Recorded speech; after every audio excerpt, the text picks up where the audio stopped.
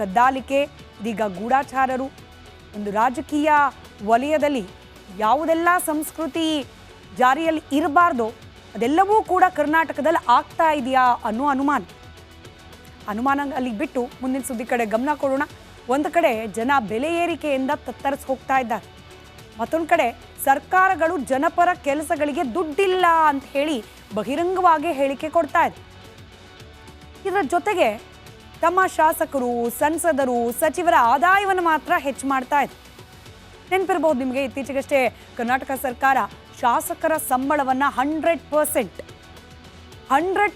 ಹೆಚ್ಚಳ ಮಾಡಿತ್ತು. ಇದೀಗ ಕೇಂದ್ರ ಸರ್ಕಾರದ ಸರದಿ. ಕೇಂದ್ರ ಸರ್ಕಾರ ಕೂಡ ಸಂಸದರ ಸಂಬಳವನ್ನು 24%, 100% ಅಲ್ಲ, ರಾಜ್ಯದಲ್ಲಾದ ಹಾಗೆ ಸಂಸದರ ಸಂಬಳವನ್ನು 24%ನಷ್ಟು ಹೆಚ್ಚಳ ಮಾಡಿ ಆದೇಶ ಮಾಡಿದೆ.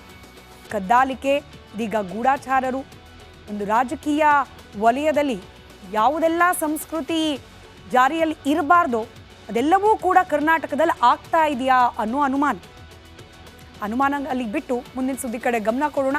ಒಂದು ಕಡೆ ಜನ ಬೆಲೆ ಏರಿಕೆಯಿಂದ ತತ್ತರಿಸಿ ಹೋಗ್ತಾ ಇದ್ದಾರೆ, ಮತ್ತೊಂದು ಕಡೆ ಸರ್ಕಾರಗಳು ಜನಪರ ಕೆಲಸಗಳಿಗೆ ದುಡ್ಡಿಲ್ಲ ಅಂತ ಹೇಳಿ ಬಹಿರಂಗವಾಗಿ ಹೇಳಿಕೆ ಕೊಡ್ತಾ ಇದೆ. ಇದರ ಜೊತೆಗೆ ತಮ್ಮ ಶಾಸಕರು, ಸಂಸದರು, ಸಚಿವರ ಆದಾಯವನ್ನು ಮಾತ್ರ ಹೆಚ್ಚು ಮಾಡ್ತಾ ಇದೆ. ನೆನಪಿರಬಹುದು ನಿಮಗೆ, ಇತ್ತೀಚೆಗಷ್ಟೇ ಕರ್ನಾಟಕ ಸರ್ಕಾರ ಶಾಸಕರ ಸಂಬಳವನ್ನು 100%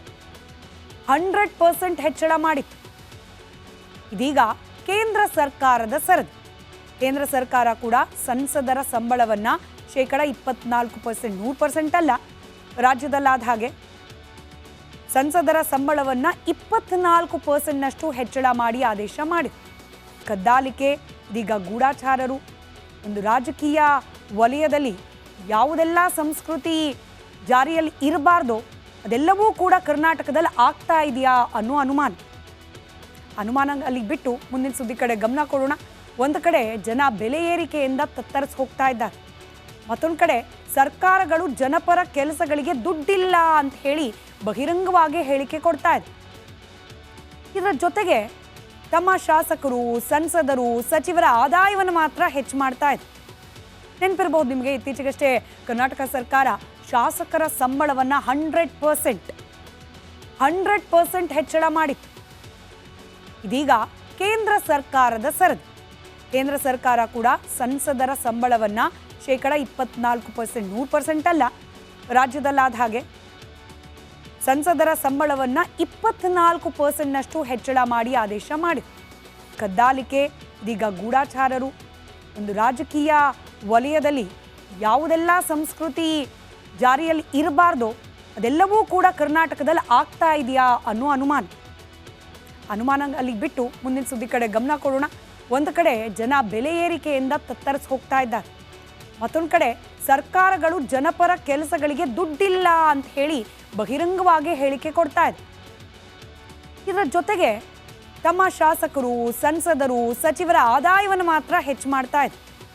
ನೆನಪಿರಬಹುದು ನಿಮಗೆ, ಇತ್ತೀಚೆಗಷ್ಟೇ ಕರ್ನಾಟಕ ಸರ್ಕಾರ ಶಾಸಕರ ಸಂಬಳವನ್ನು 100% ಹೆಚ್ಚಳ ಮಾಡಿತ್ತು.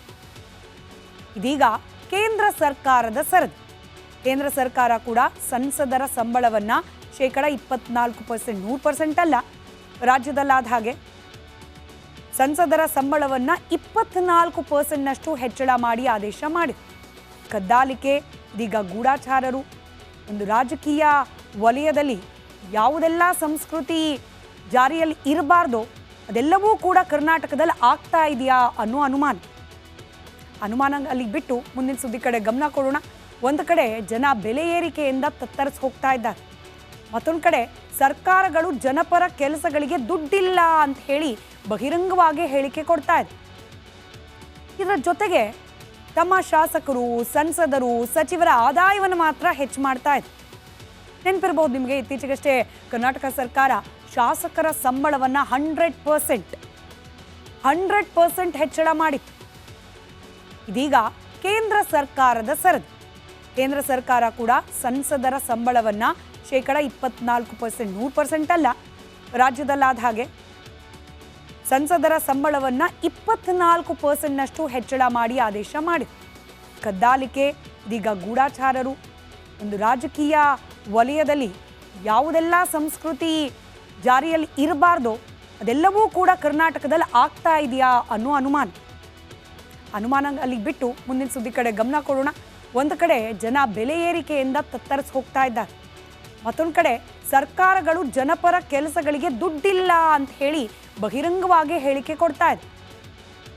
ಇದರ ಜೊತೆಗೆ ತಮ್ಮ ಶಾಸಕರು, ಸಂಸದರು, ಸಚಿವರ ಆದಾಯವನ್ನು ಮಾತ್ರ ಹೆಚ್ಚು ಮಾಡ್ತಾ ಇದೆ. ನೆನಪಿರಬಹುದು ನಿಮಗೆ, ಇತ್ತೀಚೆಗಷ್ಟೇ ಕರ್ನಾಟಕ ಸರ್ಕಾರ ಶಾಸಕರ ಸಂಬಳವನ್ನು 100% ಹೆಚ್ಚಳ ಮಾಡಿತ್ತು. ಇದೀಗ ಕೇಂದ್ರ ಸರ್ಕಾರದ ಸರದಿ.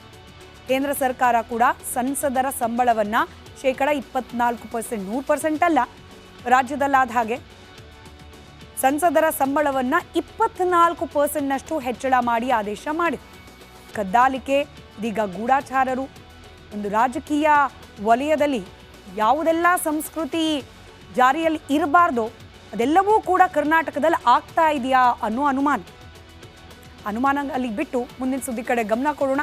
ಒಂದು ಕಡೆ ಜನ ಬೆಲೆ ಏರಿಕೆಯಿಂದ ತತ್ತರಿಸಿ ಹೋಗ್ತಾ ಇದ್ದಾರೆ, ಮತ್ತೊಂದು ಕಡೆ ಸರ್ಕಾರಗಳು ಜನಪರ ಕೆಲಸಗಳಿಗೆ ದುಡ್ಡಿಲ್ಲ ಅಂತ ಹೇಳಿ ಬಹಿರಂಗವಾಗಿ ಹೇಳಿಕೆ ಕೊಡ್ತಾ ಇದೆ. ಇದರ ಜೊತೆಗೆ ತಮ್ಮ ಶಾಸಕರು, ಸಂಸದರು, ಸಚಿವರ ಆದಾಯವನ್ನು ಮಾತ್ರ ಹೆಚ್ಚು ಮಾಡ್ತಾ ಇದೆ. ನೆನಪಿರಬಹುದು ನಿಮಗೆ, ಇತ್ತೀಚೆಗಷ್ಟೇ ಕರ್ನಾಟಕ ಸರ್ಕಾರ ಶಾಸಕರ ಸಂಬಳವನ್ನು 100% ಹೆಚ್ಚಳ ಮಾಡಿತ್ತು. ಇದೀಗ ಕೇಂದ್ರ ಸರ್ಕಾರದ ಸರದಿ. ಕೇಂದ್ರ ಸರ್ಕಾರ ಕೂಡ ಸಂಸದರ ಸಂಬಳವನ್ನು 24%, 100% ಅಲ್ಲ, ರಾಜ್ಯದಲ್ಲಾದ ಹಾಗೆ ಸಂಸದರ ಸಂಬಳವನ್ನು 24%ನಷ್ಟು ಹೆಚ್ಚಳ ಮಾಡಿ ಆದೇಶ ಮಾಡಿದೆ. ಕದ್ದಾಲಿಕೆ, ಇದೀಗ ಗೂಢಾಚಾರರು, ಒಂದು ರಾಜಕೀಯ ವಲಯದಲ್ಲಿ ಯಾವುದೆಲ್ಲ ಸಂಸ್ಕೃತಿ ಜಾರಿಯಲ್ಲಿ ಇರಬಾರ್ದೋ ಅದೆಲ್ಲವೂ ಕೂಡ ಕರ್ನಾಟಕದಲ್ಲಿ ಆಗ್ತಾ ಇದೆಯಾ ಅನ್ನೋ ಅನುಮಾನ ಅಲ್ಲಿಗೆ ಬಿಟ್ಟು ಮುಂದಿನ ಸುದ್ದಿ ಕಡೆ ಗಮನ ಕೊಡೋಣ. ಒಂದು ಕಡೆ ಜನ ಬೆಲೆ ಏರಿಕೆಯಿಂದ ತತ್ತರಿಸಿ ಹೋಗ್ತಾ ಇದ್ದಾರೆ, ಮತ್ತೊಂದು ಕಡೆ ಸರ್ಕಾರಗಳು ಜನಪರ ಕೆಲಸಗಳಿಗೆ ದುಡ್ಡಿಲ್ಲ ಅಂತ ಹೇಳಿ ಬಹಿರಂಗವಾಗಿ ಹೇಳಿಕೆ ಕೊಡ್ತಾ ಇದೆ. ಇದರ ಜೊತೆಗೆ ತಮ್ಮ ಶಾಸಕರು, ಸಂಸದರು, ಸಚಿವರ ಆದಾಯವನ್ನು ಮಾತ್ರ ಹೆಚ್ಚು ಮಾಡ್ತಾ ಇದೆ. ನೆನಪಿರಬಹುದು ನಿಮಗೆ, ಇತ್ತೀಚೆಗಷ್ಟೇ ಕರ್ನಾಟಕ ಸರ್ಕಾರ ಶಾಸಕರ ಸಂಬಳವನ್ನು 100% ಹೆಚ್ಚಳ ಮಾಡಿತ್ತು. ಇದೀಗ ಕೇಂದ್ರ ಸರ್ಕಾರದ ಸರದಿ. ಕೇಂದ್ರ ಸರ್ಕಾರ ಕೂಡ ಸಂಸದರ ಸಂಬಳವನ್ನು 24%, 100% ಅಲ್ಲ, ರಾಜ್ಯದಲ್ಲಾದ ಹಾಗೆ ಸಂಸದರ ಸಂಬಳವನ್ನು 24%ನಷ್ಟು ಹೆಚ್ಚಳ ಮಾಡಿ ಆದೇಶ ಮಾಡಿದೆ. ಕದ್ದಾಲಿಕೆ, ಇದೀಗ ಗೂಢಾಚಾರರು, ಒಂದು ರಾಜಕೀಯ ವಲಯದಲ್ಲಿ ಯಾವುದೆಲ್ಲ ಸಂಸ್ಕೃತಿ